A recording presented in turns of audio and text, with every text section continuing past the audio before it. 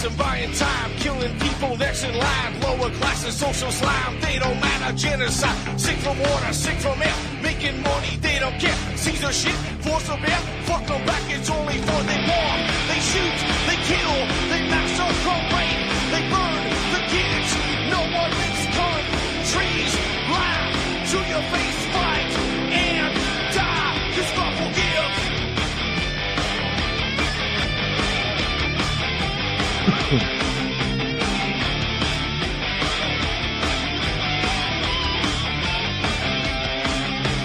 Selling lies and buying time, killing people next in line. Lower classes, social side, they don't matter. Genocide, sick from water, sick from air. Making money, they don't care. See the shit, force a bear. Fuck them back, that's only fair. They bomb, they shoot, they kill, they massacre, rape. They burn the kids, no one makes countries. Lie to your face, fight and die, cause God forgives. Yeah. Coming back around again.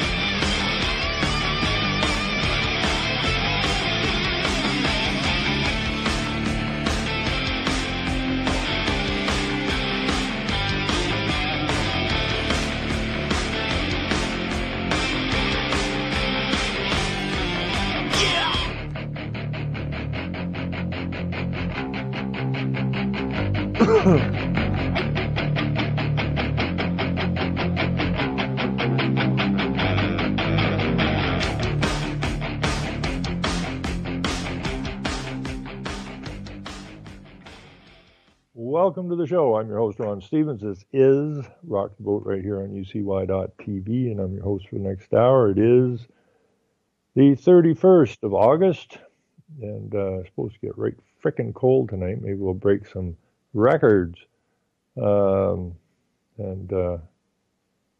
jam the global warming ain't real down the sinus throat once and for all. Anyways, we didn't get to do the show Tuesday night. We're having server problems. And I just want to thank Bill Gates for buying Skype, and or Microsoft for buying Skype. More and more people are having more and more problems with Skype all the time.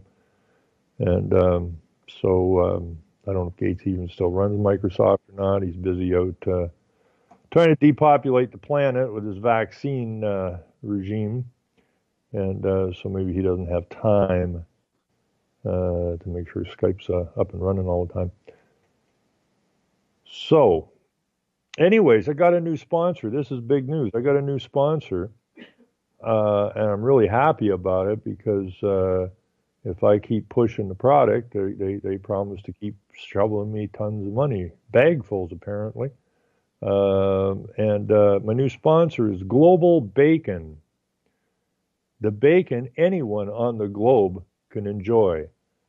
And I had a meeting with the Jewish Congress and the Canadian Muslim Association. They're both Semitic groups, and neither one of them like bacon. And seeing as they're taking over our country, and it's a problem for them. They don't like bacon. I don't know they've ever tasted bacon, because if they tasted bacon, well, they would jump out of Judaism and out of Islam and dive on face first into the bacon bowl of Christianity. But after speaking with them, they're not going there. And as Islam is to be the new world religion, it only seems fair that we have a global bacon product. So it's Global Bacon, the bacon that ain't got no bacon in it, but thanks to scientific advances, they can make whatever it is they're going to sell us called bacon or Global Bacon. It'll taste just like bacon. It'll be like the old margarine commercials, right? Just like butter. Ain't got nothing to do with butter, but you can't tell the difference. And so I'm pleased as punch to have my new sponsors on. Global Bacon, the bacon anyone can eat anywhere in the world. Of course, that's not true, but what the hell, eh? We got to run these clowns out of town. You know, I ran into a guy from church I went to when I was young in the grocery store the other day, Tuesday actually, and I was brought up in the Pentecostal church, the old fire and hell, what was it called, hellfire and damnation, I guess. It was actually quite entertaining back then because the preachers would really stomp the stage, man. But I left school and I left the church about the same time, within months of each other, because my gut told me there was seriously something going on here, seriously wrong, and that one day I would be advertising global bacon.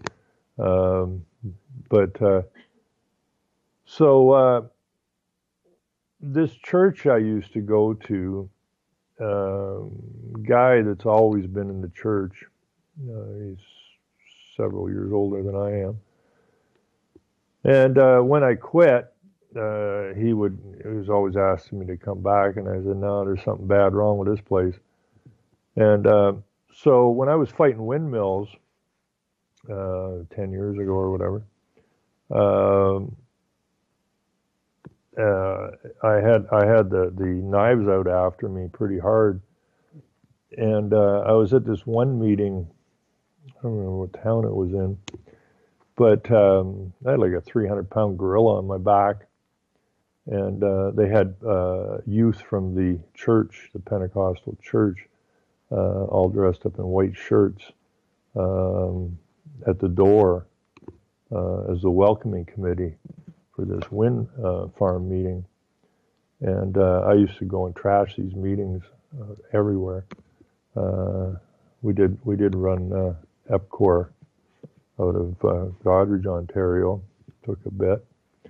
Almost got in a fight there too, but some farmers backed us up. But anyways, so I hadn't seen Morley much. I'd explained to him that he was up to no good by not denouncing this wind farm crap. But Tuesday when I was talking to him in the grocery store, we got talking, and I was explaining that his church and every other church are Catholic churches, and that all roads lead to Rome. And I said, I'm not very impressed because when I tried to get a room to use for a meeting room at the church, it was very obvious that the preacher was pushing the agenda, the globalist agenda. And I said, maybe I should give him a call again, have another chat with him. And this gentleman says, well, he's not there anymore. And I says, well, who you got for a preacher now? So he tells me the guy's name. And the guy's name, if I can dig it out here, the preacher's name, and they changed the name from the Pentecostal church to the Harbor Church.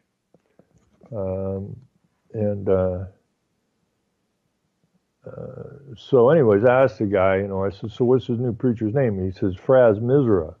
I go, what? He goes, Fraz Misra. I said, that don't sound right to me. Right?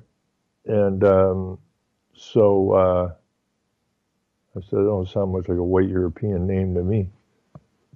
So I went and checked out this guy. And he's a Muslim. And I was talking to my mother today, who used to go to that church, and says, well, no, he was a Muslim. I said, no, he's still a Muslim.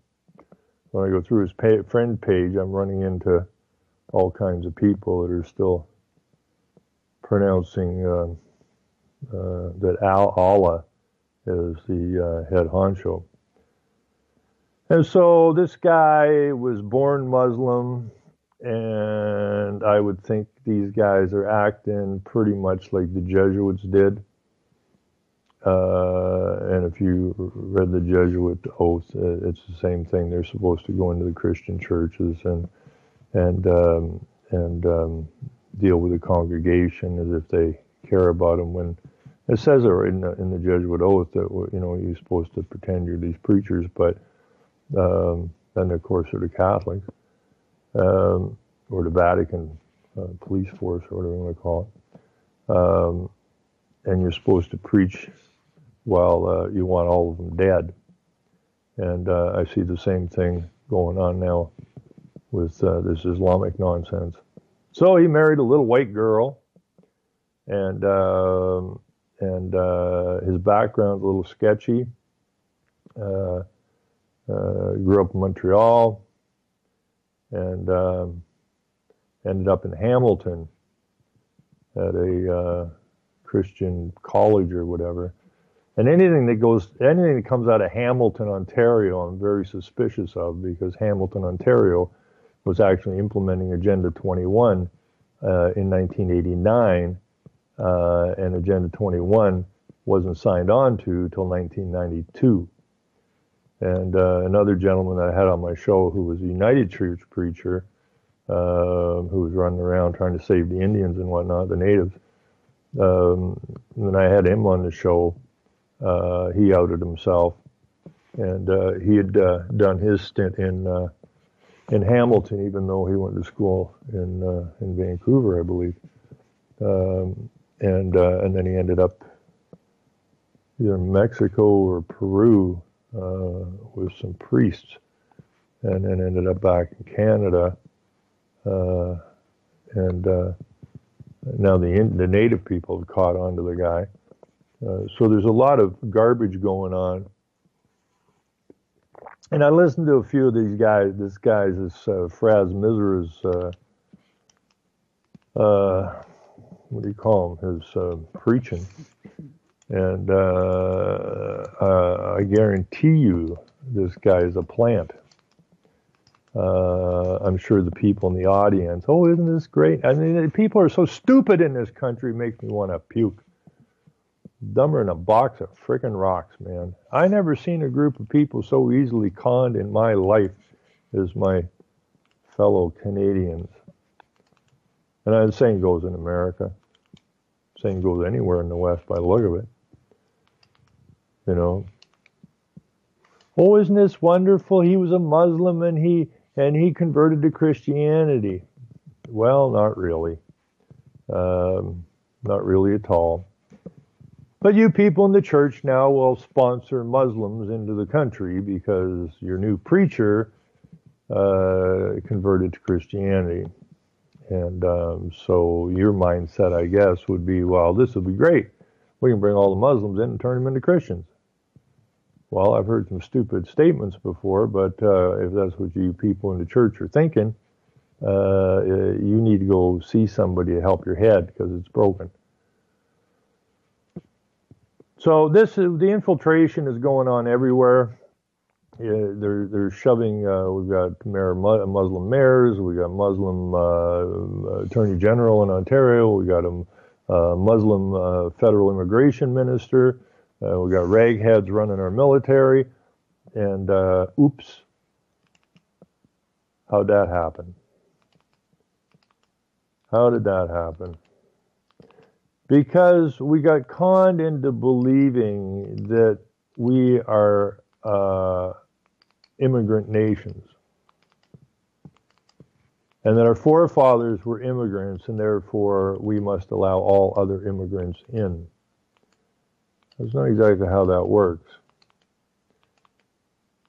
The people who came to North America were the ones trying to get out from underneath the tyranny where they lived.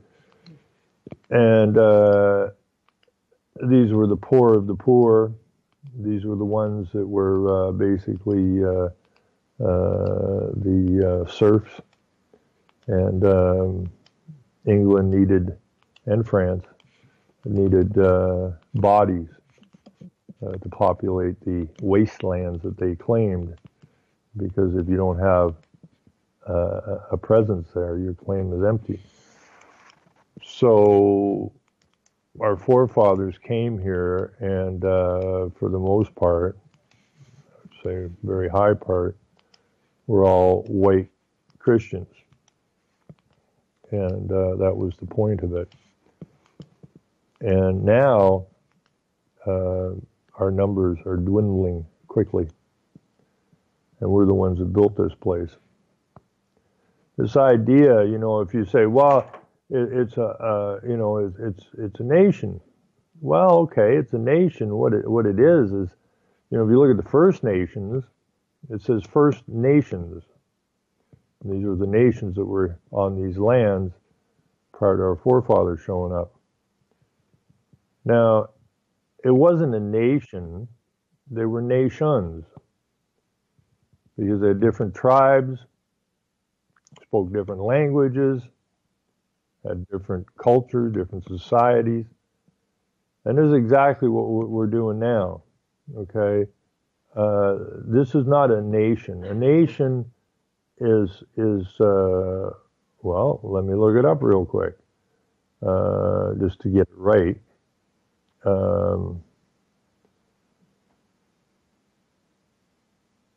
Let me see here. It's very simple. A nation is who came over here in the first place. They were the nation. The nation comes from Latin, meaning tribe, kin, genus, class, flock. And this was the nation. Only the nation now is being fractured. Okay, now, if you go to the West Coast, I lived on the West Coast, or on the West Coast, back in the 70s, when they were bringing all the Sikhs and that in, all the Pakistanis and that. And what you have is you don't have integration. Okay, they stick to their own because they're a tribe, they're a kin, they're a flock, they're a class of people. So now when you go to Richmond, British Columbia, it's being taken up by the Chinese. If you go down to Toronto, there's 200 different languages spoken in Toronto. You go to Brampton, Ontario, you won't even know you're in Ontario. They call it Bramladesh. Okay, so what they're doing is they're setting nations in here because they are nations, because they don't assimilate. They stick, they're a tribe. They stick with their kin. And we never protected our lands. We got suckered into this idea that all of these people will integrate. Well, they don't. And as they bring in the Chinese and the East Indians, okay, and now the Muslims, our rules keep changing.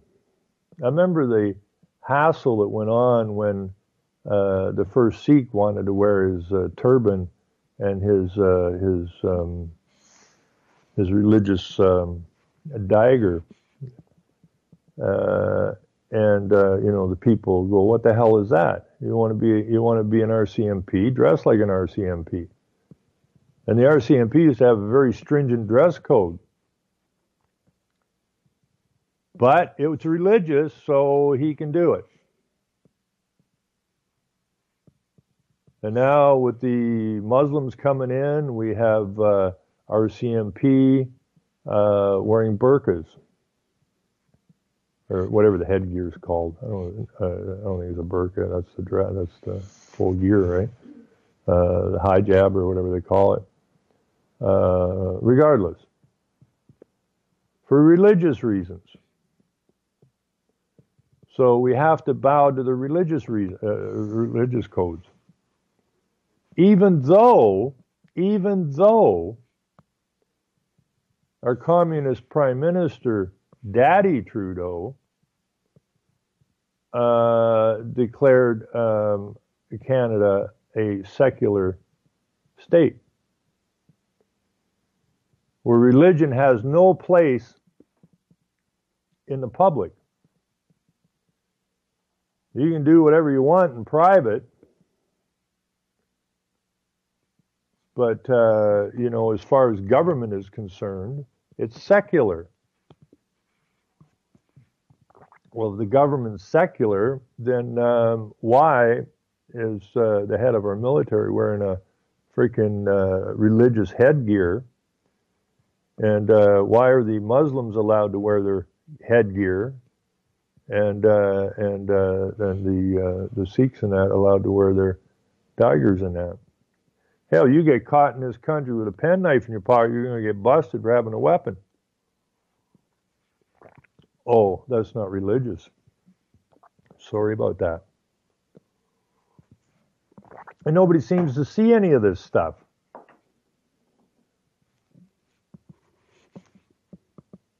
You can't be a secular nation and then the government gives special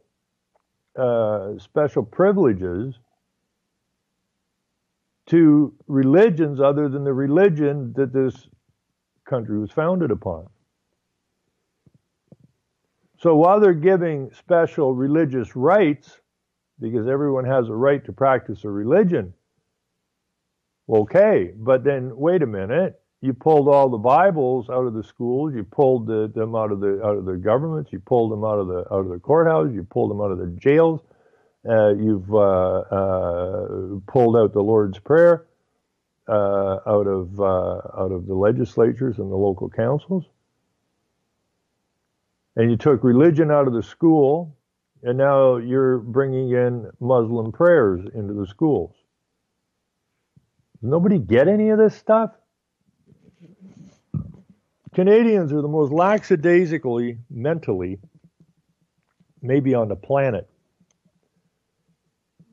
Proud to be a Canadian, might as well say I'm proud to be mentally deficient. I'm proud that I have a weak spine. I'm proud I got a weak spirit.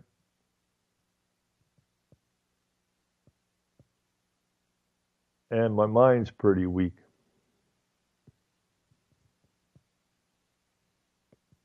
You know, it's a bloody disgrace.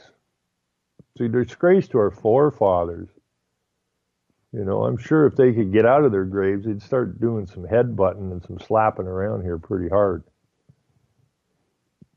But they can't. So we've allowed ourselves to be basically coerced, browbeaten, conned into giving up our land.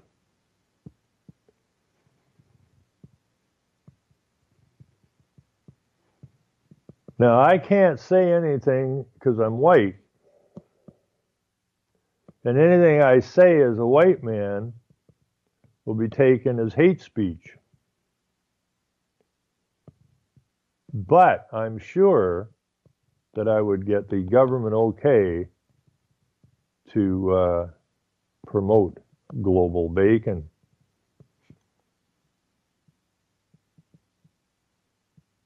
It's bloody ridiculous. Absolutely ridiculous. That we have allowed ourselves and our nation, we were the white tribe.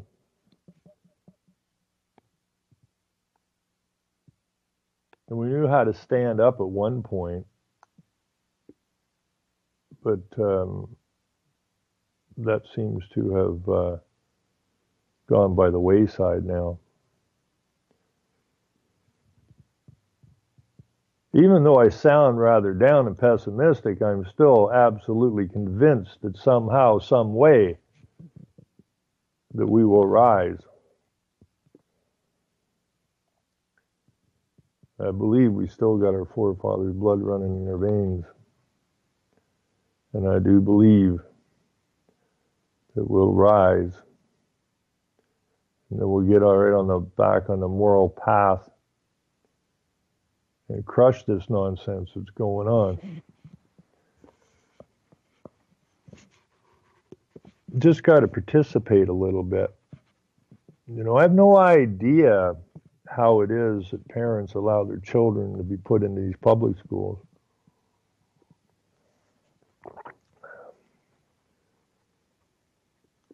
It makes me ill. And parents talk about, oh, I got to take little Johnny or Susie to get their next set of death shots. Mr. Gate juice. WHO juice.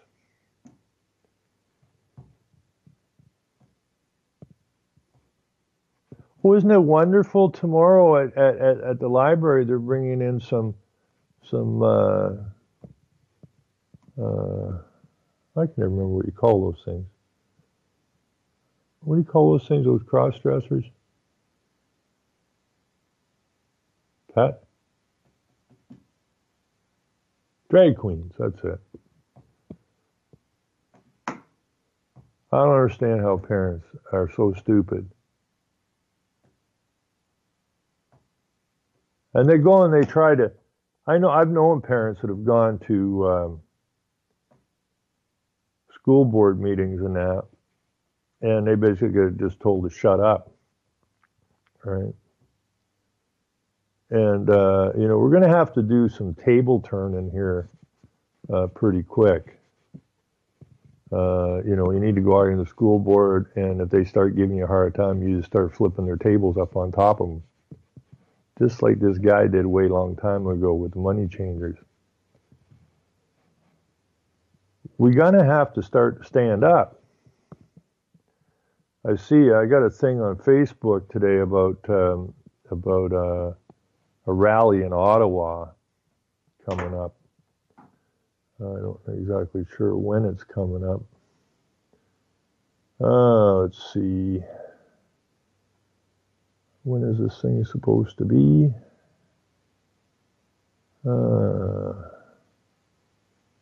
Supposed to be on the 30th of September 2017. There's apparently going to be a rally of supposedly pissed off Canadians.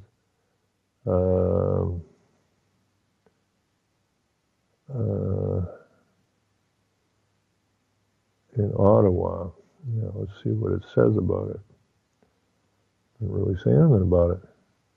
Parliament Hill rally on the 30th of September, hosted by the Canadian Coalition of Concerned Citizens. Now, I don't even like the sound of that.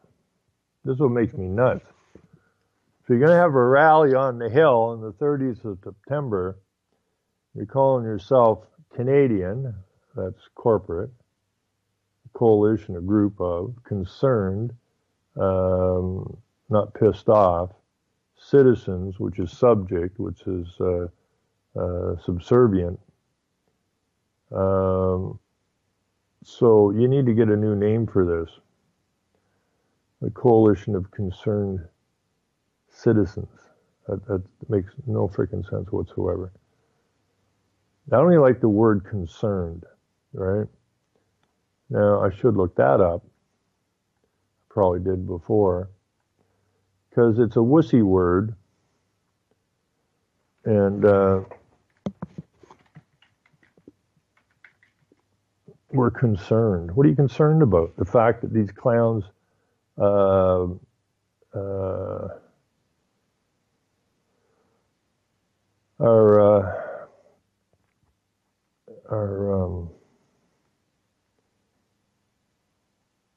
taking your country away from you? Does that concern you? Because you see, we used to have, when I was fighting the windmills, they brought up a phony, which I'm sure all of these things are phony. This Canadian Coalition of Concerned Citizens are either dipshits or they're a control group. They came out what was it called? They were concerned about windmills anyways. and we had government agents, headman in it, and it was a complete piece of controlled opposition. Absolutely, completely set up to gather up the fools that they think they have these government people on their side. And it was, I forget what it was called. It had something to do with a concern. It was concerned. Now, concern really doesn't mean anything.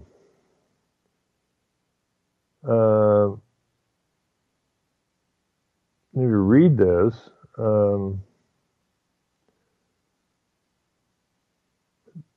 perceive, distinguish, refer, relate to, concern, touch, belong to, sift, mix, as in a sieve, to shift, hence, perceive, comprehend, discriminate, distinguish.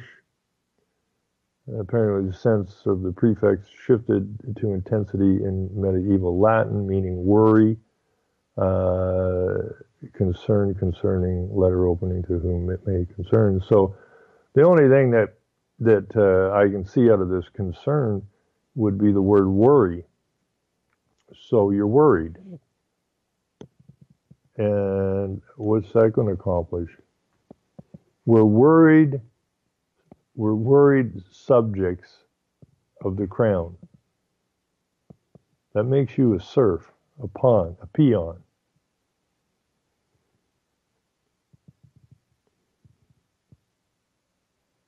And you're liable to the corporation, which is Canada. So you need to pick a new name. I mean, if you're going to go to Parliament Hill, get a name that, says something. Like, if you don't stop this shit today, we're going to burn the frickin' place down. And if you are going to the Hill, my suggestion, because I don't do protests, but if you are going to the Hill and you want to make a statement, build a frickin' gallows out in front and hang some ropes. Then maybe your message will mean something. Well, we're concerned. Damn, really? Yeah. So you're worried? Yeah. Will you help us? No. Who the hell do you think's running the show? Now go away. And what it'll be again is you're going to have these stupid groups set up, and I know that this is just by the sound of the name of it, either these people are completely dense, or they're funded, and they're going to go to the Hill, and they're worried about something because they're concerned, and that will bring in the opposing groups, and we'll have what we had in London. And you'll have that anti-FAS, or whatever the hell that thing is called, anti-fascist group, who kind of dress up like Muslims, don't they, with the face masks and stuff on, just their eyeballs showing. So that's all you're going to accomplish there, is why I don't attend these things. Because if you don't have the proper intention when you're going, what's the point of going? If you're going there to wave placards and have speakers that are concerned, you might as well stay home, mow the grass, more productive. It won't look like such an asshole. The only way I could possibly show up at this thing on the Hill on the 30th of September was if I can get my Muslim and Jewish friends to bring down a truckload of global bacon, and we can fry some of that shit up. Did I tell you it's just like bacon? We'll just do the same as the margarine commercials. Can you tell the difference? I can't tell the difference. No, it's just like bacon. Crikey. How many tons of fucking margarine were eaten by idiots because the commercial told them to eat it?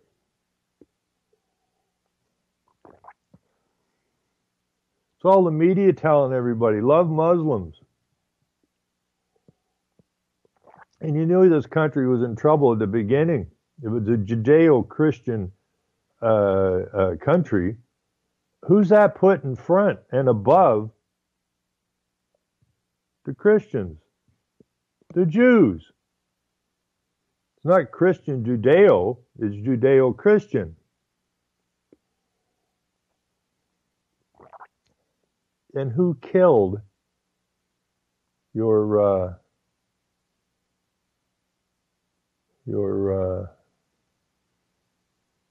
man? I believe it was the Jews. That bothered me when I was younger. I'd say, well, how the hell are we a Judeo-Christian country? You know? And the thing was, well, Jesus was a Jew. Well, the Jews killed him. So we've got Talmudic courts, and the Jews run the bank and the entertainment, and so on and so forth. And we're the peons, which makes us not real freaking bright, which ought to piss a lot of people off, but apparently it doesn't. Apparently it doesn't. Until this nation gets properly pissed off, we're just going to keep going down the sewer hole.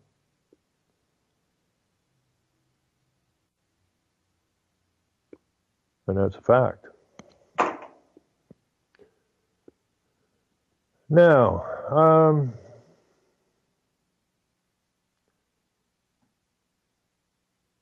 we're going to have to make up one of them memes or whatever you call them, global bacon. I think I will. I'm going to. Global bacon, and I'll shove that out on Facebook and see what kind of reaction we get from it.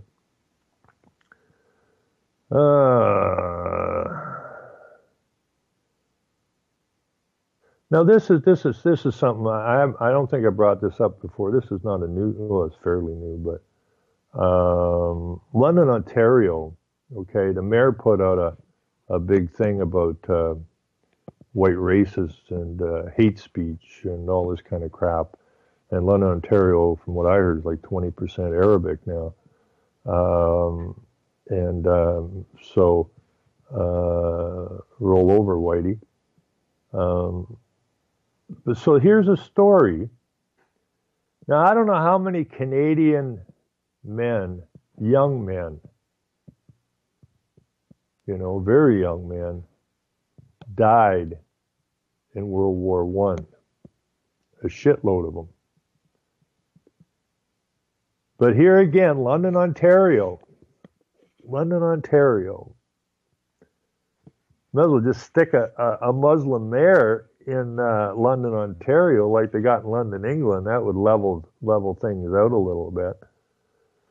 But they have a memorial. They had a ceremony honoring a World War I soldier who died in World War I.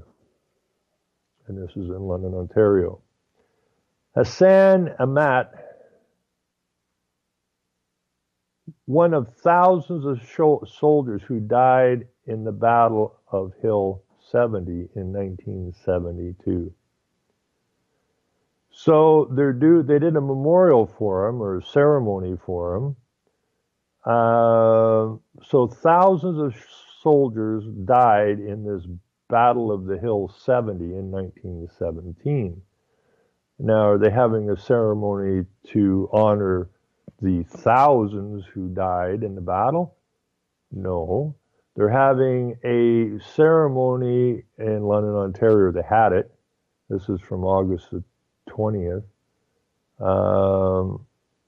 The only Muslim soldier to die in World War I honored at a ceremony in London, Ontario. Not the thousands of white or native men, young men, very young men, who were apparently slaughtered at Battle of Hill 70 in 1917 for the express purpose of formulating the League of Nations and having people sign on to that. No. Private, I think that says private, Hassan Amat was 23 years old when he died during the Battle of Hill 70, which took place 100 years ago this week. Amat, originally from Singapore, is believed to be one of 22 Muslim soldiers to serve for Canada in the First World War. Well, I guess we would have lost that one if we would have just depended on the Muslims who our government says were huge in the founding of this nation. Huge, huge, huge. There's 22 of them served in the First World War. He's the only one who was killed in action, said Georgiana Stankoui, whatever, executive director of the Royal Canadian Regiment Museum in London. Amat's story has a few twists and turns, including a stop in London, Ontario, where he will be honored on Sunday, along with others who served with him in the Battle of Hill 70, which lasted for 10 days. He had quite a bit of an adventure while sifting through the medical and service records as the head of the regiment in London.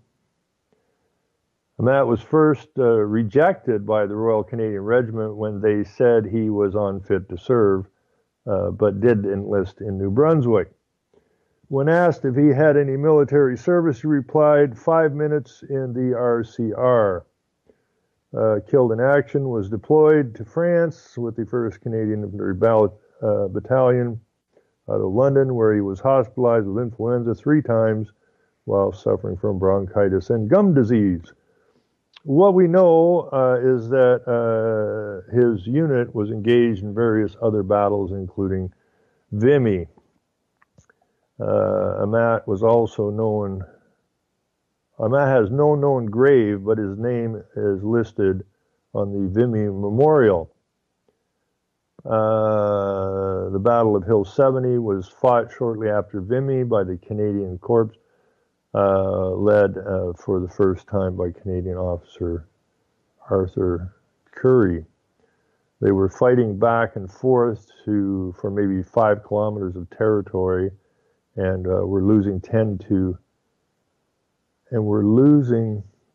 15,000 people altogether in 4 or 5 days.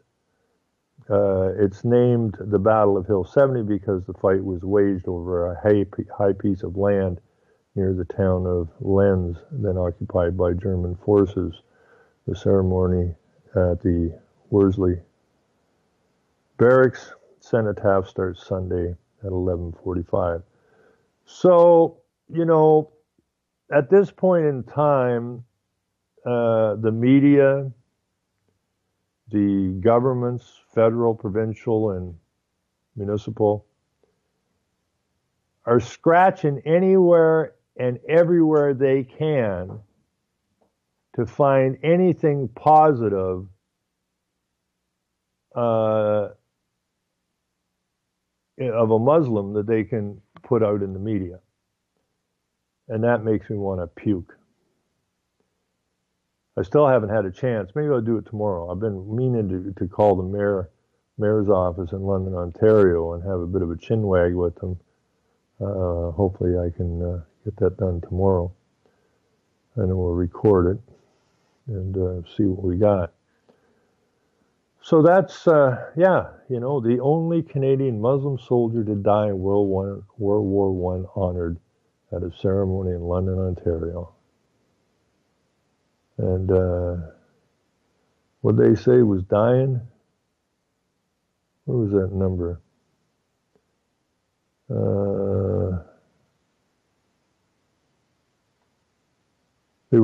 10 to 15,000 people altogether in 4 or 5 days. So 10 or 15,000 people got killed, and we have a ceremony of this guy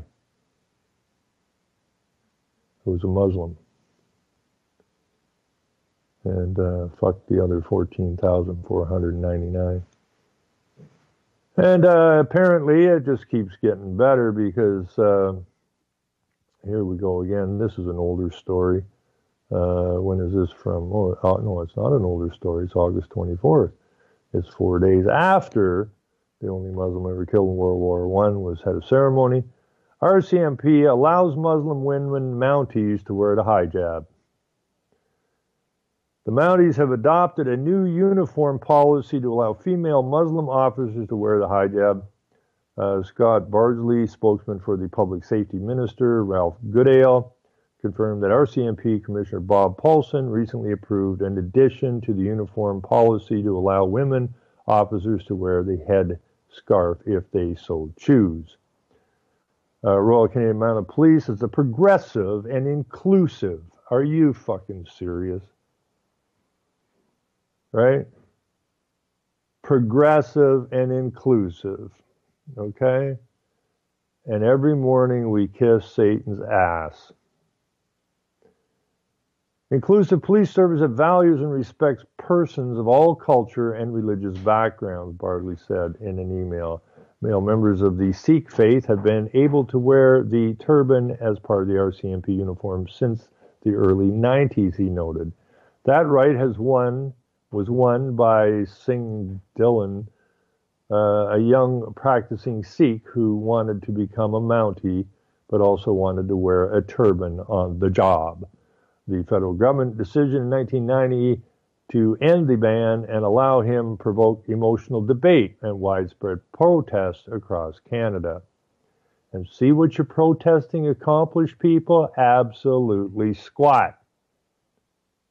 Oh, you were concerned, worried. Yes, I know. But you didn't do nothing about it. Bardley said the new policy is intended to better reflect diversity in Canadian communities and to encourage more Muslim women to consider the RCMP as a career option. Now, I don't even know how I would respond. You know, we don't have really RCMP or much here in Ontario, the OPP. Out west, it was all RCMP, except for the city police. And I don't know how I would even respond if I got pulled over by somebody wearing a turban or a hijab. I have no idea how I would respond. You know, I really don't. Because I shouldn't be responding to this. Because, you see, Canada's supposed to be a secular nation. That was our big mistake, becoming a secular nation. That was our big mistake. But you see, Islam is not secular. Islam is not separated. Islam is both government and the religion. They're not separated. And what we have going on here now is by allowing this religion special privileges, I guess, it just continues on. And once these people get their asses into positions, and as they fill up your legislatures and your town halls with Muslims, this privilege we gave them of religion, of which we're not supposed to give anybody a privilege of religion in anything that is governmental, they just keep walking on those stepping stones. And we keep doing nothing about it. And that's exactly how Islam or Sharia law gets implemented in the countries. I mean, it's the same thing. Look over in France, look over in England, look in Denmark, look in Sweden. What are these no-go zones? They're a tribe. They're a nation within a nation. And they do not integrate, they do not respect, nor do they bow down to the laws of whatever country they're in, because they are a tribe, they are a nation. And they live by their nation's rules. And that's how countries become Islamic. It's all part of the plan to take down the West. But we need to step up to the plate. So what else we got here? A special RCMP hijab was developed. I'm really proud of these people for doing that on our dollar. Now, what's it say? It says Toronto Edmonton police allow, Sergeant said the RCMP will be the third Canadian police force to adopt the hijab policy behind Toronto and Edmonton police services. Police services across the UK, Sweden, and Norway, and some in U.S. states have also adopted similar policies.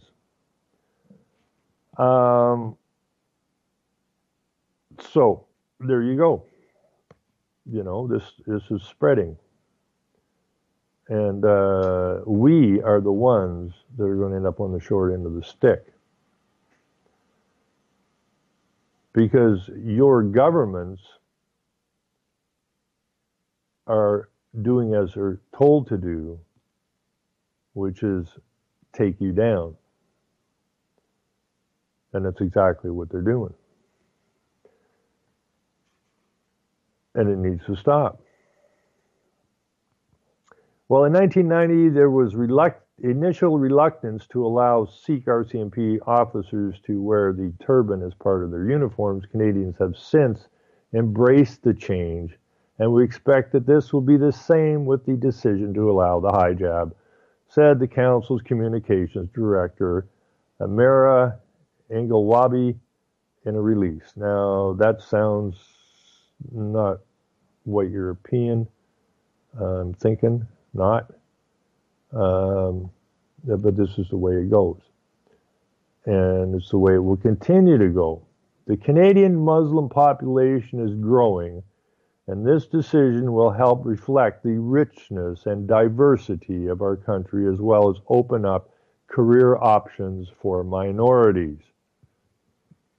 The military has long-standing policies to protect and promote the religious or spiritual rights and freedoms of Canadian Armed Forces members, including accommodating religious and spiritual requirements if military practicable.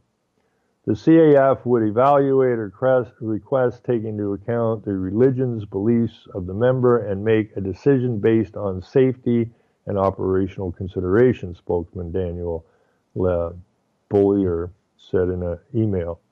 In the past, the policy has allowed members of the Sikh religion to wear a turban as long as it does not jeopardize operational safety.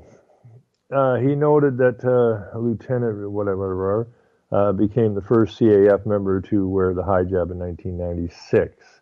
According to military dress instructions manual dated 2001, members can wear the hijab with certain conditions.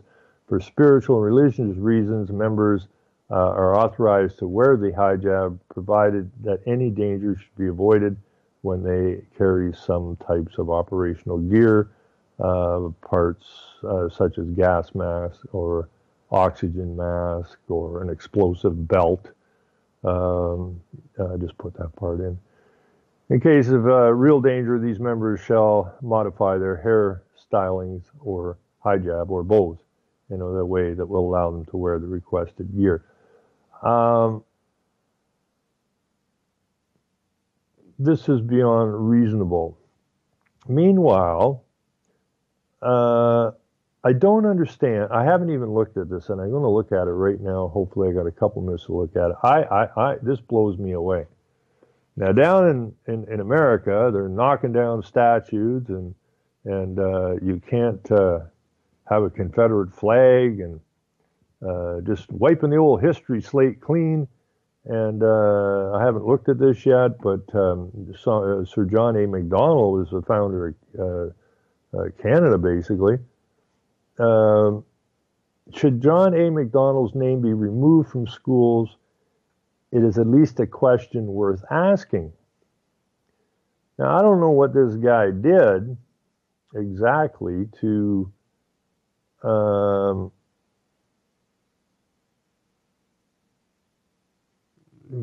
want them to remove his name. But anyways, real quick, I don't think I have time. For all that might seem to differentiate Canada from the United States at this particular moment, in one regard, our political debates have converged this summer. Who's next? Washington, Jefferson? Donald Trump tweeted on morning of August 17th, referring to George Washington and Thomas Jefferson, the first and third presidents of the United States, both of whom owned slaves. The target of Trump's. Okay, so coincidentally on that same day, a majority delegates to the annual general meeting of the Elementary Teachers Federation of Ontario agreed that the name of Canada's first Prime Minister should be removed from public schools. According to the motion, the union calls upon school districts to examine and rename schools and buildings named after Sir John A. Macdonald in recognition of his central role as the architect of genocide against Indigenous peoples. Okay, there we go. There we go. So, you know, we got us a problem here, people, both sides of the border in North America. We have a real problem. And we have got to fight back against these nutcase leftists. I don't even like we're using the word leftist. This is just part and parcel of the game, the global game that's going on. And we need to stick a fork in its eye and call it done. Although I should be careful what I say, because if global bacon takes off, I could become a very, very wealthy man. And, you know, I mean, it just like bacon, but it's not. And that makes everybody happy, right? Global bacon. And it won't offend anybody. Not like John A. Macdonald or the Confederate flag or bacon as it did now. I have make little suits for people's dogs too, because apparently dogs upset Muslims pretty bad. I don't know whether to dress them up as chickens or you know, I don't know what we dress them up as. But we got to either dress up our dogs not to offend the Muslims, or we need to get rid of our dogs, because we want to be inclusive, we want to diversify, we do not want to upset anyone's religion except our own. I want all of you Christians to just continue what you're doing and do everything in your power to wipe your Christian faith off the map, so that your demise will be shortly. Wake up, you dumbasses. You know, if you're going to a church, vacate it. You got kids in a school, vacate it. If you're going to the hill, let's go and grab some carpenters and we'll build a gallows down there, just to give them the idea that we ain't going to put up with this garbage any longer. I hear music, and we'll be back Saturday night over on the Revolution Radio.